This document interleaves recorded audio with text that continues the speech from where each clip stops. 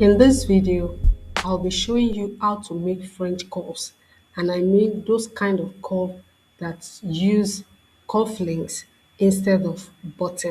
And what I'm doing right now is that I'm gumming the stay on the fabric. Remember, the fabric is always double, and then the dimension that I use for this French curve is 5.5 by 9.5 inch. That means that the height is 5.5 and then the wideness or the length of the cuff itself is 9.5. I use that dimension for average female adult shirt.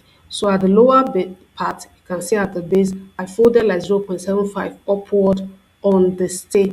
And this is just similar to what we do when we are doing normal cuff or the one we call barrel cuffs too, the type that we use buttons with. There's actually not much difference in how to make those kind of cuff and this other one. The only thing is that the French cuff will be double while the barrel cuff is single. Now I'm going to top stitch that lower part, the 0.75 that I folded.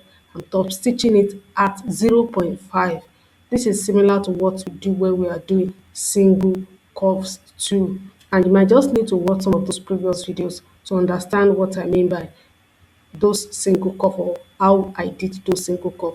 Now the next thing here is to position that one, the one that has the stay, on the plain cloth that does not have the stay, the one that I'm using to double the cuff. And you can see, like I always say, we don't sew on the stay itself.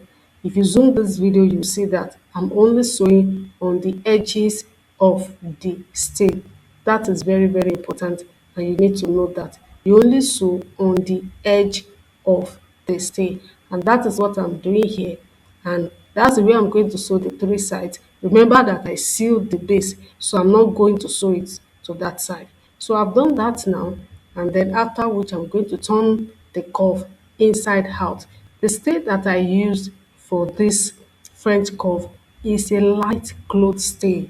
Very, very important. It's a very light cloth stay, like the one that we use for the front, the front part of the shirt, which is the button stand. You know, we use cloth stay there. So that is the same thing that I use for the French cut. It must not be too thick because you are still going to double fold it. You remember, you are still going to double fold it. So it must not be too thick.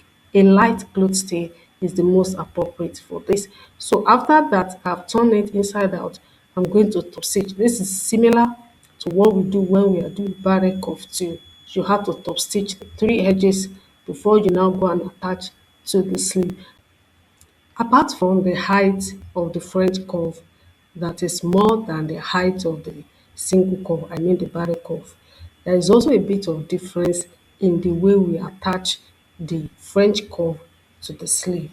There are some differences that you need to do, and I'll be showing you all that in the next video.